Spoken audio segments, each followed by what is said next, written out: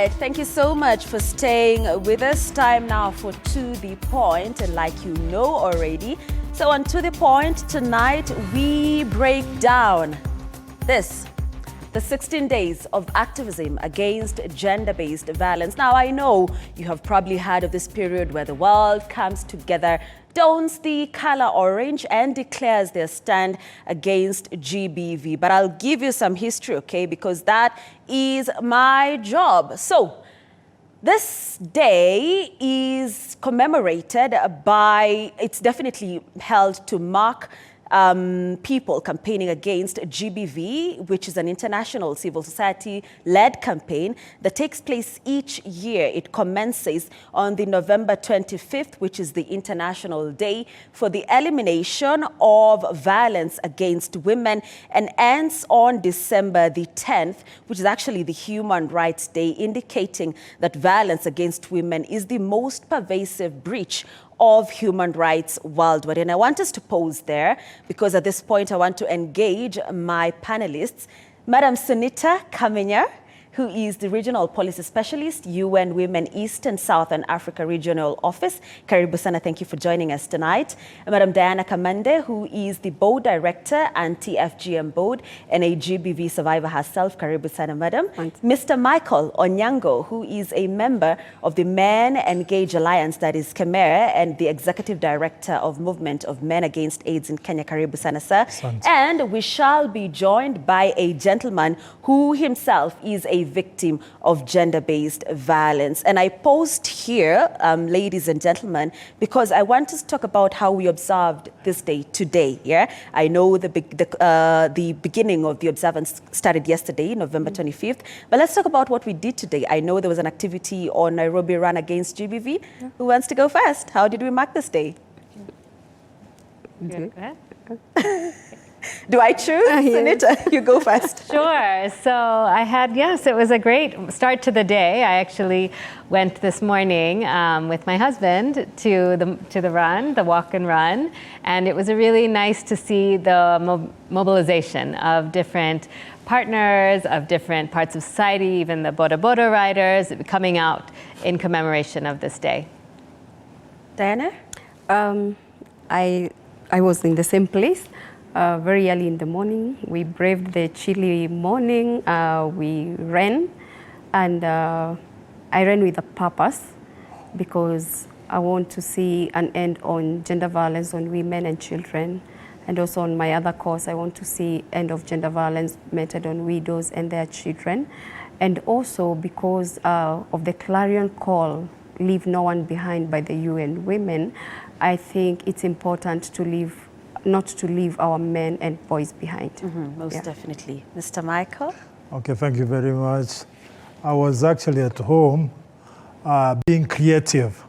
Trying to actually come up with a few songs about GBV because I want to sensitize and express myself through music so that at least I can be able to use the art to sensitize more men within the community, because at times you find that reaching out to men is quite challenging, especially in a situation where you want to express something of value to them. So I thought using art as a way of expression and actually reaching them is quite much more effective. I like that. So I'm going to throw you to the deep end. Give us a line or two. Okay, wanaume unyamaza sana wakati wako na shida, na wakati mwingine huwa wanashindwa la kufanya. Those are some of the lines that I'm trying to come up with a song. Okay, and you know what? This was on I think my second paper here on my list of questions, but you've brought it up and I want us to discuss it now because you have brought it up. How do we get rid of this shame and embarrassment of GBV on the men? It's a little bit tricky because at times culturally and traditionally a man is supposed to be somebody who is capable of handling different kinds of situations. when it comes to an environment where now the man himself is exposed to violence, regardless, because there are so many types of violence, they are scared of coming out and talking about it because they will be shamed. They feel they wouldn't be in that position of standing up as a man. And that is the myth we as an organization is trying to actually demystify, because at times the notion that a man is somebody capable of withstanding so much pain is not valid. Yeah. Mm-hmm. Yeah. Madam Senator, why is it so hard for the men to come out and speak about this? In fact, tonight we're going to be joined by a man who is a victim of GBV, but he's going to join us anonymously. So I think what's really important to remember is that everyone deserves to live free of violence. And the same root causes that perpetuate gender-based violence against women also contribute to gender-based violence that men experience. And so we need to really unpack what are those norms that hold up men's power over women and over other men that don't conform to social norms about what it means to be a man. And I think that's what we have to really unpack, is these power and privileges and notions of masculinity that really privilege a few at the expense of many. Do you want to take us through some of those root causes? Sure. So gender inequality and discrimination against women is the root cause of gender-based violence. And what we need to understand is that no one is born a perpetrator, right? And so we are, as individuals, we live in societies, we live in institutions, our families, communities, where there are certain norms that are reinforced throughout our lives. And we have to really understand how individuals operate within those structures, and how those structures reinforce power imbalances in what we see. And so I think this is where it takes all parts of society. It takes civil society, government, private sector, media, working together, because no one institution or sector can address this alone. But we do have to remember that as individuals, our actions and our experiences are also influenced by what's around us. So it takes a comprehensive approach. Most definitely. It takes a village. I like to say that. Madam Diana? I would love to say that the way the society is constructed, and also the way we are socialized. Men are socialized that they're like kind of supernatural human beings. They should not cry when they feel pain. They should not face this situation in this way. When they behave in a certain way, they are told you're behaving like women. And this is something that I've taken it upon myself. I don't have any boy child of my own, but I bring up my nephews. Whenever they come to visit me, I tell my nephews it is okay to cry as a man. It's okay to express yourself. Nobody should tell you. And some of these things you find, especially in my culture where I'm born, you find when they're being taken through their rite of passage, circumcision, this is when they are told, now you don't cry, you are a man, you have become a man enough. No, if you're going through a situation, please vent it out, speak it out. And this is what has helped us as women. You find as a woman, I have my fellow woman, right, who is a very good friend of mine, or even when I go to salon, I'll just go there, and when I hear a story about maybe what the husband did, then I'll vent out. But for a man, he was told he's supposed to be a man, so he just goes and creates his own cocoon and hides in that cocoon. And I have to do this because that statement, men don't cry, this is the third time we're mentioning it on this show, to the point. I think for 3 consecutive Sundays. And you're my witness, right? So because of that, Mr. Michael, should men cry? Do you cry? Ebu, tell us. Yeah, I do cry. Because, for instance, when I'm emotionally in pain, or I feel like crying, it's healthy, because why not cry when you feel like crying? Because crying is an expression of how you feel. That's deep true. Inside. That's true. Yeah, and culturally, that learning of actually being socialized to to believe that you are not supposed to cry when you feel pain is not right. And that's what we are trying as an organization and a movement to actually engage with men within the communities that we come from and where we operate, to try to understand that men too have feelings. And they go through hard times. And like she said, Diana said, we need to actually help men open up and talk about those issues. And by so doing, they start to heal. But when they go or undergo a lot of trauma or challenges in their lives and they are not talking about it, then it becomes a problem. And later on, it might come out as a greater challenge to the society when now violence is actually meted out to not only the nearest family members, but to society at large. Sure. Sure. All right, let's move on with to the point and take a look at the theme of these 16 days. Now, the 2013 or 2023 actually theme is Invest to Prevent Violence Against Women and Girls, which will also focus on the importance of financing different prevention strategies to stop violence from occurring in the first place. So I need us to react to this, but I'm told we have a break in a minute. So can we take the break right now? Mr. Inonda? All right, so let's take that break. Stay with us. We'll come back to the point.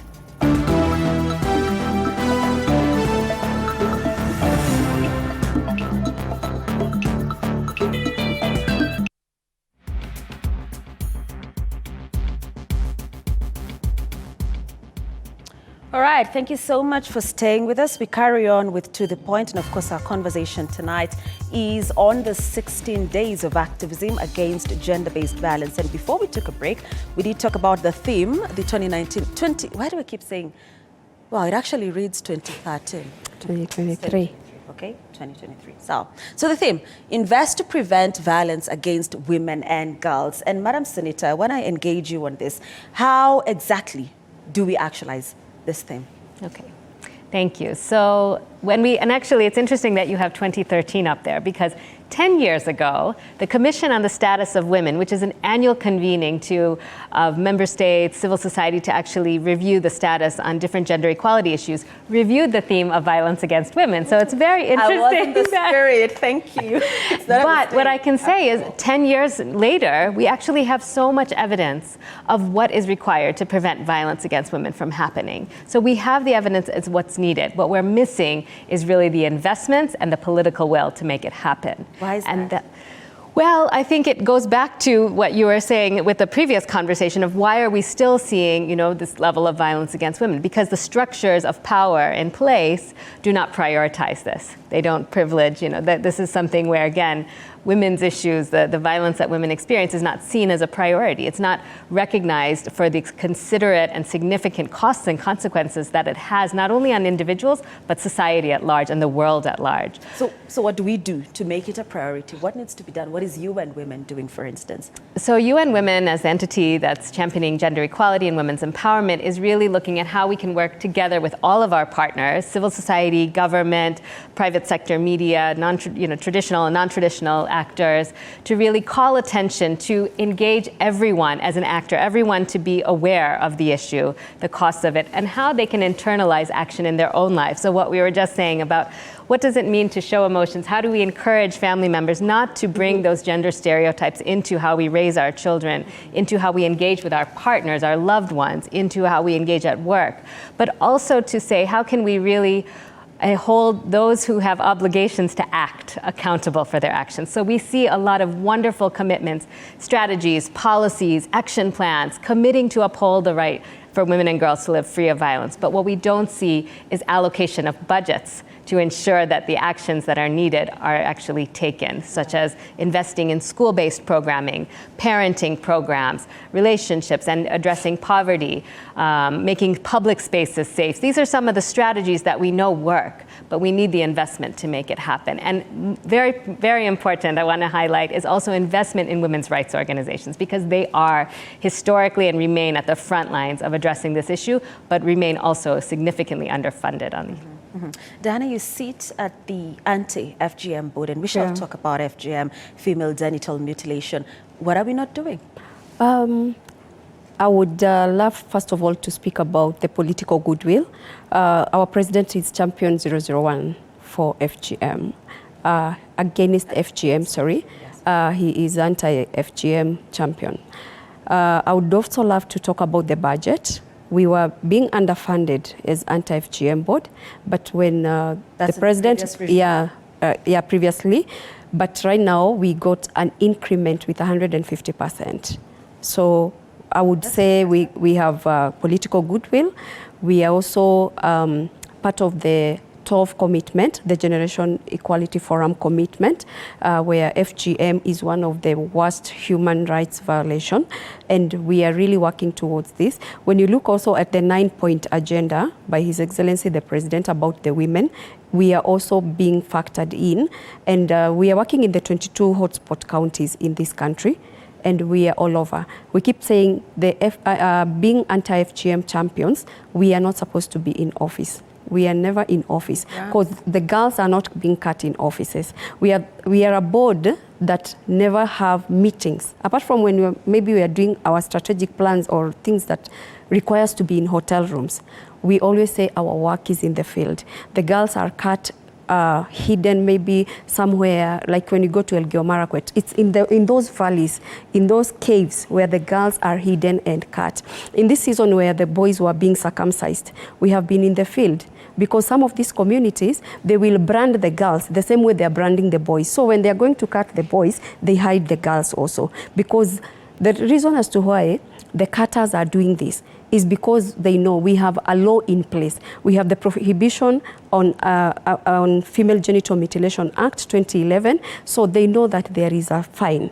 You cut the girl, you're caught, or you're caught with the razor blades or the knives or anything that they use, you are supposed to be taken behind bars. Right. And you're going to be answerable, and you're going to face the charges that the judge is going to put on you. So we are, us as a board, we are very serious on this, and we are a team that has been very passionate, doing our work outside there, in our different capacity, and also now what we are doing at the board. So we have the political goodwill, and we have the money, and also the UN agencies. They are very good partners to us. They are supporting us. So besides what we are getting from the exchequer, we are also getting some more money from the UN agencies. But Diana, let's stay there on FGM, because granted it is illegal in Kenya, but it's still happening.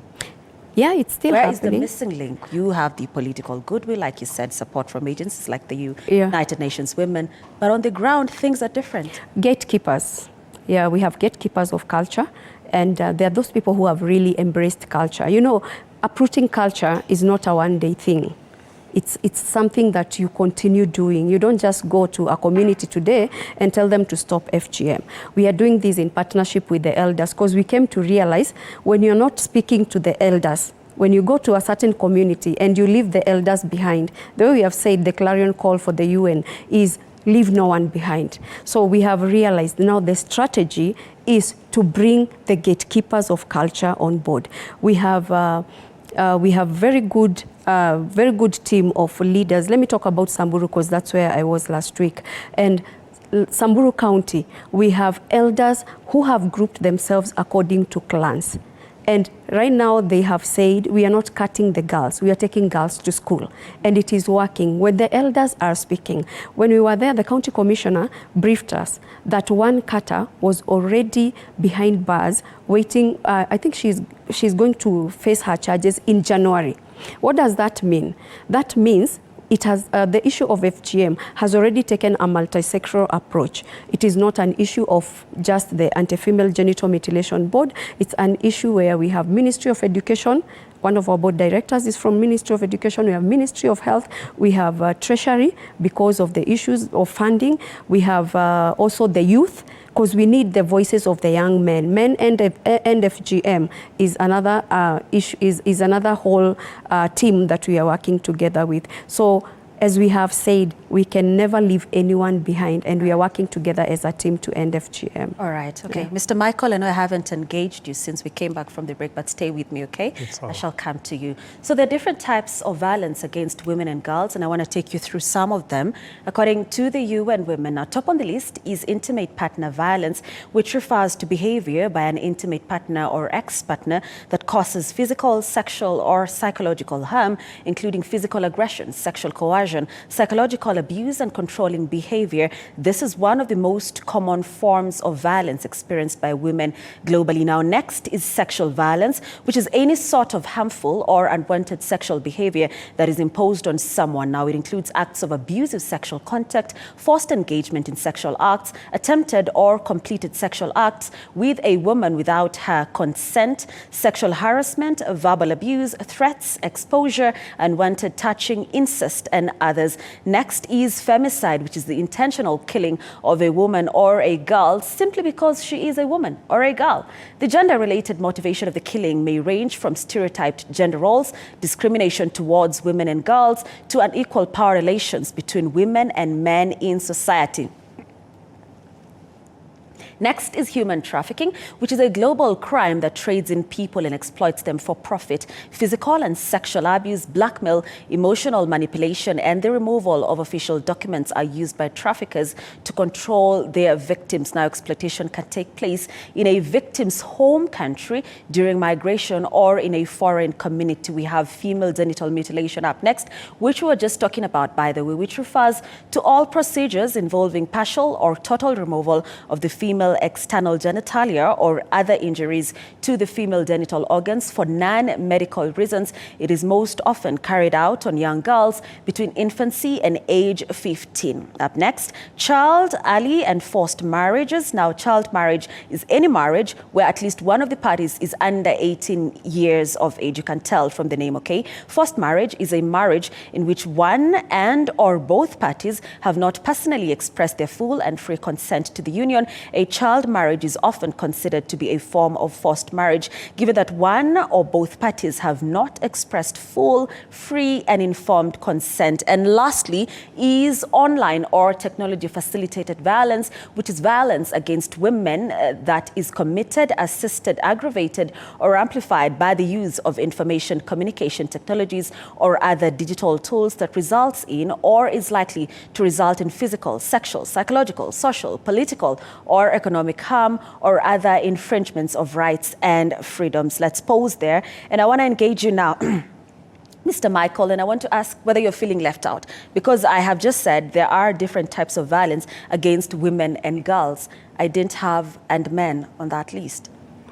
No, we don't feel, as a man, I don't feel left out, because all those forms of violence, men go through them too, but in a different way. And as an organization, we also try to create awareness within the communities that we work in, especially targeting the gatekeepers like Diana had mentioned, because we want to have discussions where we identify what they do understand by all those forms of violence, and if they have gone through them, so that they can start now relating the types of violence within their lives. If they have experienced any form of violence, then they are able to talk about it. And we try to, in our sessions, try to transform them so that the perpetrators sometimes within the community, the perpetrators who commit the forms of violence are not conscious that they actually commit the violence. And in a situation where we identify that someone has a problem, then we try to refer them to institutions where they can seek help and be supported to overcome and probably also cope with the issue. Most definitely. So we are due for another break, but before that, let me take you through this next slide very fast. That is because after the break, we shall be joined by our other panelist who is a gender-based violence victim, okay? So listen to this. Now, despite many countries passing laws to combat violence against women, weak enforcement and discriminatory social norms remain significant problems. Globally, an estimated 736 million women, that is almost 1 in 3, have been subjected to physical and or sexual intimate partner violence, non-partner sexual violence, or both. Now, at least once in their life each year, 245 million women and girls worldwide experience physical and or sexual violence from intimate partners. More than 4 in 5 women and girls, which is actually the next slide here, which represents about 86%, live in countries without robust legal protections against violence. Let's pause there. We shall come back and talk about this bit, robust legal protections against violence. But we're due for that break. Let's take that break. Stay with us. We come back with more on this discussion on the 16 days of activism against gender-based violence. Stay with us.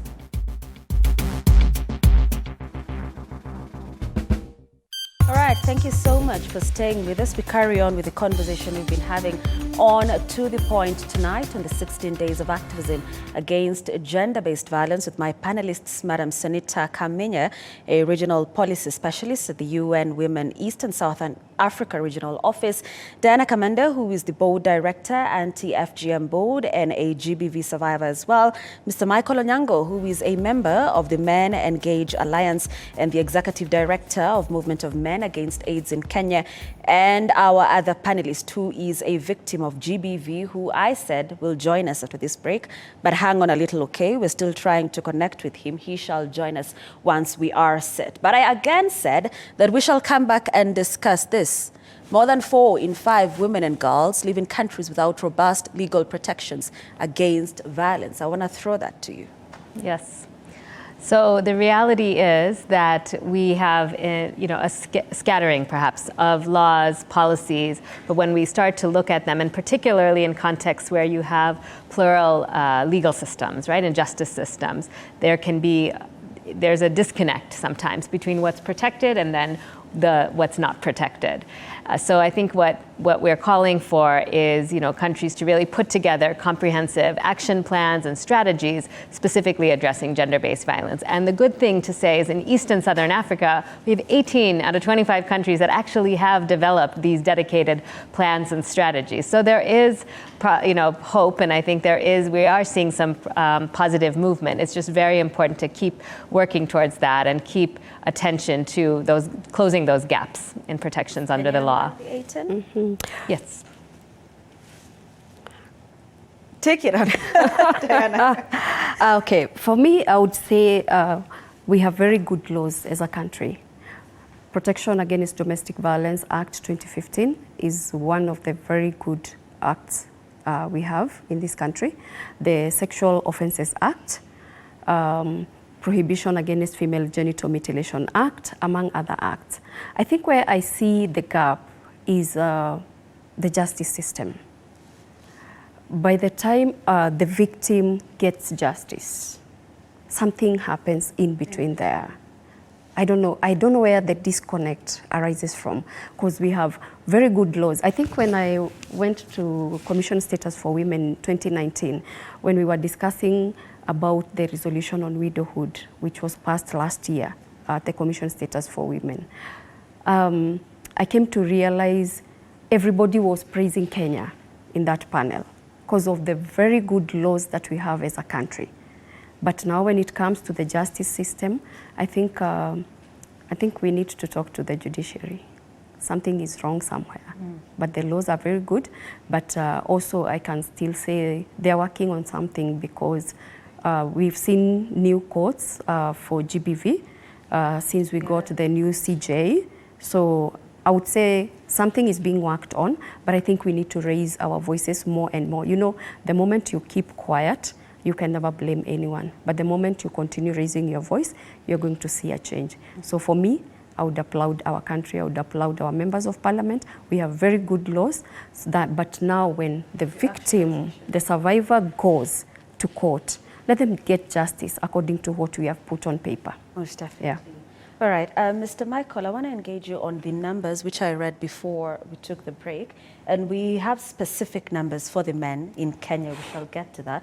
But I mentioned 736 million women. That is 1 in 3 who have been subjected to physical, sexual, intimate partner violence or non-partner sexual violence at least once in their life. That figure, it's staggering, it's shocking.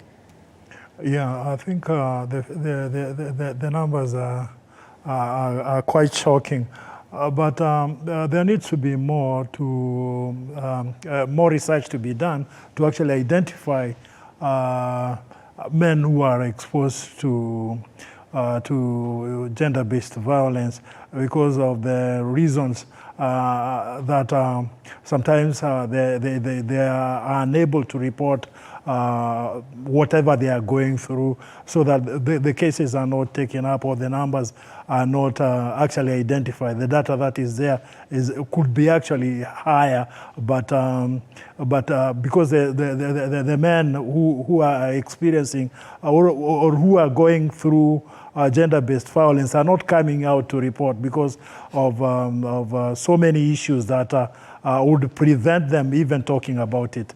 Yeah. Madam Senator, granted this is UN Women here, but he's talking about statistics of men who are going through GBV. Are we likely to see that at some point?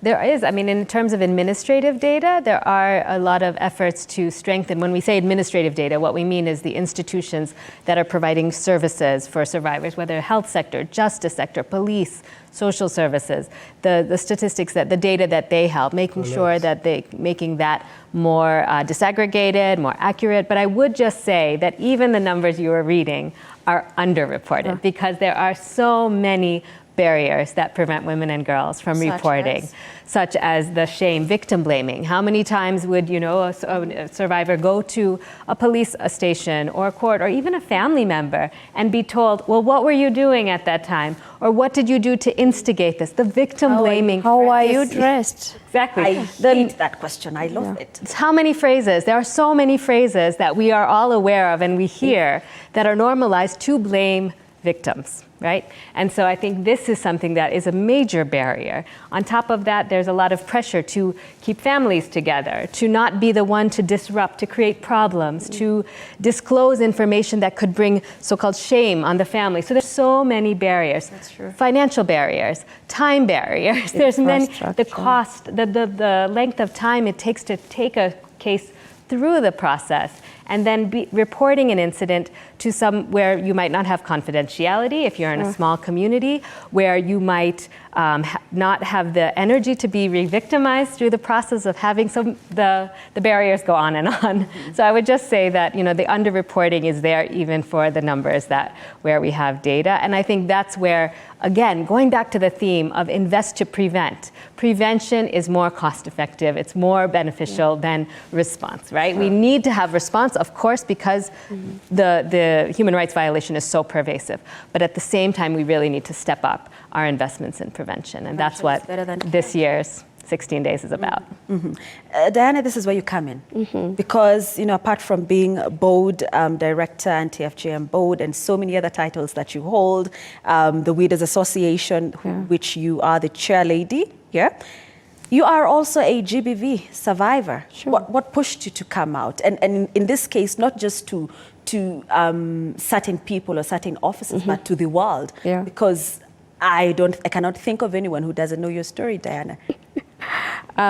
What pushed me to come out was I felt that it should have ended with me. There was that push in me that no other woman was supposed to go through what I went through. It was painful, it was shameful, as she has said, and I also got those barriers. Why are you speaking about this? Why are you talking about this? Actually, just the other day on TikTok, some of the late spouse relatives who know very well what had happened, they tried to shame me on TikTok. And I just went there and posed a question and asked, why didn't you present this in a court of law? Whatever you're putting on social media, it's not important right now. Over 10 years down the line, you would have tabled it in court because there was that opportunity. So for me, I felt, or to date, I feel gender violence was supposed to have ended with me. But seeing it continuing, it really brings pain into my heart. And this is why I would never even have sleep. Whenever a woman calls me, because since I started speaking, even men started calling. Actually, I went to one of the local media stations, and the phone calls I received from men were more than the calls I received from women. That's when my eyes opened. So for me, I would say it's important to speak out. Your story is your power. For me, when I went out to social media. I think that's where we met.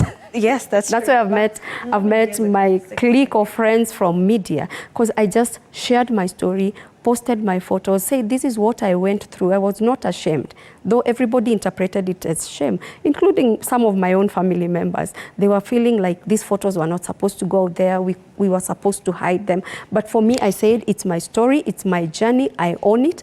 And that's why I even ended up writing a book about it, because I know these were scars, the scars that I have to date. They're clearing all these scars. Yesterday when we were launching 16 Days of Activism somewhere, I said, yes, I still have to carry these scars with me until the day they will clear. But even after they clear, nobody can take away the story from me. I'm the owner of my story. I'm the only person who can tell it well. And that's why I keep on pushing people who have gone through gender violence or who are seeing red flags. If you're seeing red flags, please leave as early as yesterday. You're not supposed to wait.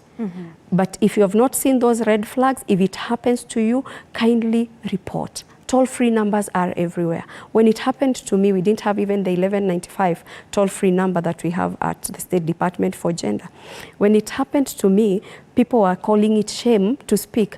Today, I am so proud of so many women, so many men, so many even children that have told, please stand up, step up, speak, because there is protection. You know, people think that this country has no protection. I would call it a myth. There is protection. There are safe houses. There is witness protection center. So many people don't know about some of these things. Yeah. And you know what, Diana, for someone meeting you for the first time today, they would not believe it when they saw the photos that you're mentioning. I wish we had them up, but we don't. But you can quickly, you know, just go to Google and search Diana Kamande. But one would not believe that this and this are the same person. Yeah. That's correct English, yeah? Yes, it is. But you were able to move on, and you are the Diana Kamande that we know today. You've accomplished so much by yourself, Diana. What does this, or what is the message to other women, allow me to just say women and girls, who have probably gone through what you went through before? I would tell them going through gender violence is not the end of life. You're supposed to accept yourself. Nobody will accept you outside there before you accept yourself. And this is what I did to myself. I accepted myself with all the scars. I still have these metal plates. I still have those scars I see because I went through surgeries. I had a scar on my breast. It has cleared. All these scars on my face, on my head. But I accepted myself that way. And I told myself, I have children to take care of. I have a life to live. Actually, I never saw death. And this is what I tell people. If you see death, you will die. Because whatever you see will always come to you. So never see death and never see that it is the end of life. Don't start saying that I'm going to stay in this marriage. I'm going to stay in this marriage and stick until I die in it because of my children. You have a life to live. Your children have their own life. And your children will be very happy if you bring them up. And I'm not saying that it is important to bring them as a single mother, but what if the situation calls for single motherhood? You just have to pack your things and leave. And to the parents, I keep telling them, I would prefer having a divorced daughter or a divorced son than having a grave in my compound. Most definitely. Yeah. Sure, sure. All right, let's move on with some numbers here. And thank you, Diana, for coming and speaking out and that encouragement to women and girls who may be going through what you did.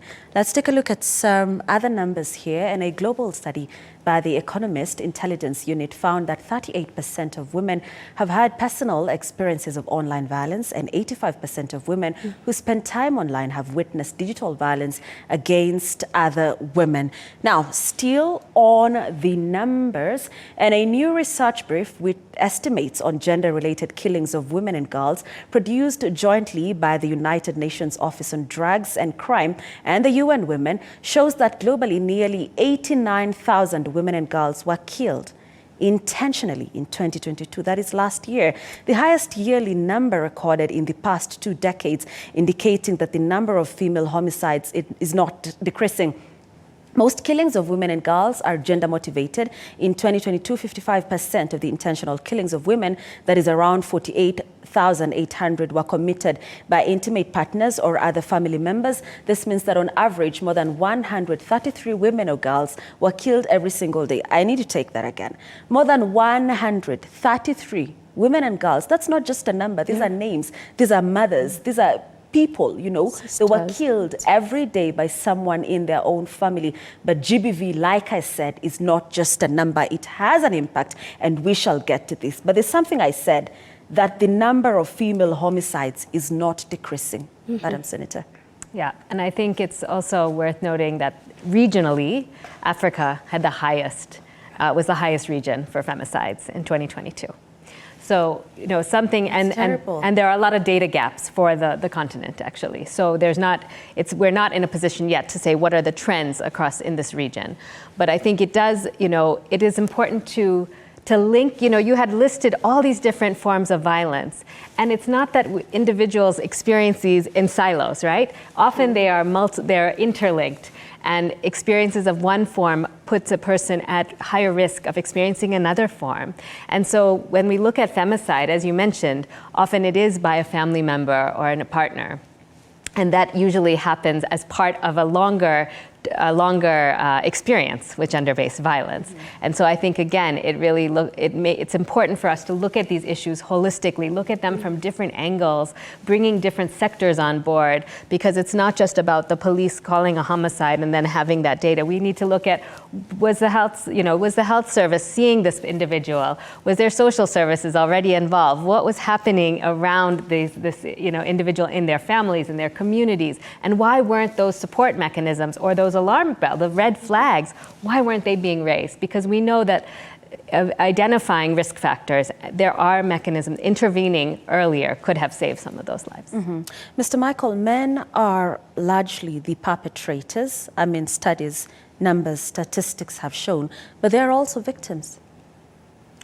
Yeah, men are also victims, but I would say to a larger extent, women are exposed and are actually at the forefront of actually facing the killings. And at the community, we try to sensitize the communities to be able to, like Diana had said earlier on, that when you're experiencing violence, you need to talk about it and probably get out of that relationship, whether you are a man or a woman, because death does not actually choose whether you are a man or a woman. The circumstances that you find yourself will determine when to leave or to go and report a situation that you feel needs to be reported, so that action is taken and the perpetrator is arrested or taken to or prosecuted or taken to a place where they could actually get help. Because sometimes you find most people who commit the crimes either not mentally sound, and they do not know that they are not okay. So it could be a cry for help. And the society also needs to support the people within the community who they identify have problems, especially in their relationship. You'll find that in most of the communities that we work in, neighbors will be having information of a neighbor who is being exposed to violence, but they do not talk about it because they are also afraid. They do not want to interfere. But I remember when we were growing up, we wouldn't see a woman being or a lady being victimized and then keep silent about it. We would engage and actually stop it from happening altogether. You know, because I would feel guilty when I see a lady or a child being victimized or being abused, and then I keep quiet about it. Nowadays we see somebody taking their phone and actually recording the act as it is taking place and then posting it like it's something funny, or they want to get mileage out of it, and it's quite pathetic. And as an organization, we engage and try to help people within the community identify the source of that violence and actually be able to address the issues within the family and within the society. Right, okay. Yeah. So I'm rushing you because I see we have 3 minutes left. I don't know how we're going to do this. But like I said, GBV is not just a number. It has an impact, and a huge one at it. A report by the International Monetary Fund, that is IMF, showed that an increase in violence against women by 1% is associated with a 9% lower level of economic activity. Globally, the cost of violence against women amounts to, listen to this, 1.5. You see it here. It's actually bold. Thank you, Njugush, for this. 1.5 trillion US dollars. What is the cost of GBV? So we have a lot of data gaps actually on this point, but some of the countries' estimates, it's around 3.7% of GDP. And again, this is where we need to prioritize actually calculating the cost, actually taking the data, because the cost is likely significantly higher because there are so many data gaps on it. But I think it's just, again, it shows when you compare the cost of violence to the cost of the interventions to prevent it and respond to the existing violence, it's not even anywhere equitable. So it's very clear to see, why aren't we just prioritizing putting those resources into the prevention and adequately resourcing responses, because clearly we would be making savings in many different ways, and it's the right thing to do because it is a human rights violation at the end of the day. That's true. All right, so I have a few more numbers here. Let me take you through them very first before I get your closing remarks, because we now have 2 minutes left. So let's come home now and take a look at some more numbers. And according to the Kenya Demographic and Health Survey, that is KDHS, over 40% of Kenyan women have experienced physical or sexual abuse, including intimate partner violence, and 1 in every 5 girls has been subjected to child marriage, or FGM, which we were talking about earlier with Diana. Now, the Center for Rights, Education and Awareness also reported that it received over 3,762 cases of GBV in 2022, that is last year. Now, out of those cases, 2,985 cases of GBV were by women, 777 were by men. Now, the types of these violence was a physical assault, emotional abuse, defilement, and rape. A quick reaction to this before I get your closing remarks, Diana? Yeah, I would say the reason as to why we have more women reporting is because we have more women being vulnerable to violence, and because it's believed perpetrators are men, so you find it is those women living with those men who are beating them, so they will continue reporting, so the cycle is there. Then for men, it's as usual, they don't want to speak about it. Mr. Michael, we finally have some stats here.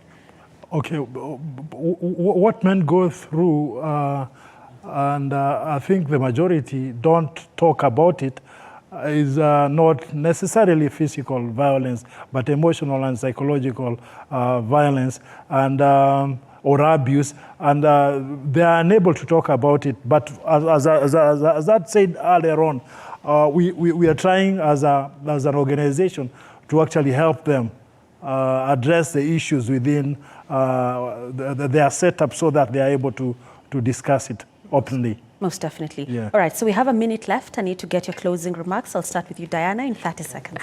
Okay, thank you so much. I would just say it's important for you to live if it is not working, because you got a life to live.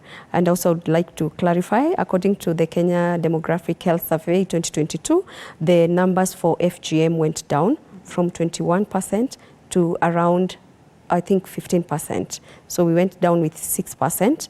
So we are working. Yeah. We're doing good. Yes. Senator? I would just call again for no more excuses to why we're not investing in addressing the issue of gender-based violence. We all have a role to play.